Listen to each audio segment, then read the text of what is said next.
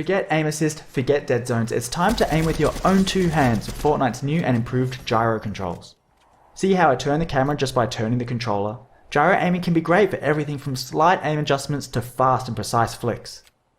Whether you like to hold the controller upright, flat, or somewhere in between, you should find that Fortnite's new gyro controls give you a really natural command over the camera and over your weapon. I like the extra stability of having the controller flat in my lap, so let's move to an overhead view of the controller so you can see what I'm doing. From a small layer of extra control just when you need it, to something that can more drastically change how you look around the game world, Fortnite has a wide variety of new options here. So let's have a quick look at what you can do. If you enable gyro controls and don't change anything else, gyro aiming will only be active while you're pressing the aim button or while editing a building.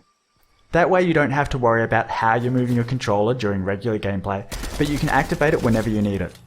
Of course, aiming with the look stick still works as normal, even while gyro is active. Players can still use the look stick for big camera movements and just rely on gyro to line up a shot or track a moving target. Other players like to have their gyro always on. If that's how you're playing, it's usually a good idea to customize your controls so that you have a gyro modifier button.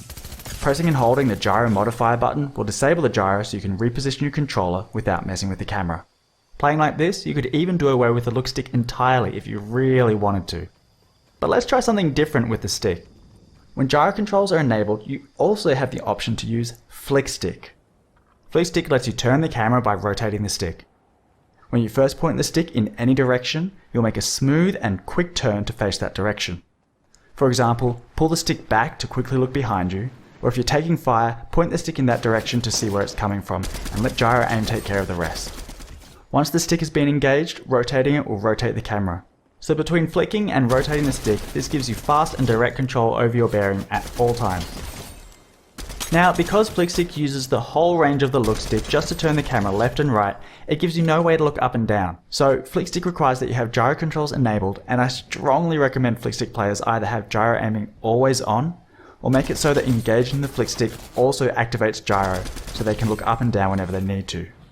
Of course, the more drastically you change your controls, the more practice it's going to take to get comfortable with them. So as you give these new options a go and figure out what works best for you, it's probably a good idea to get some practice in Battle Lab, creative modes, or at least warm up against wildlife and NPCs before getting yourself into too much trouble.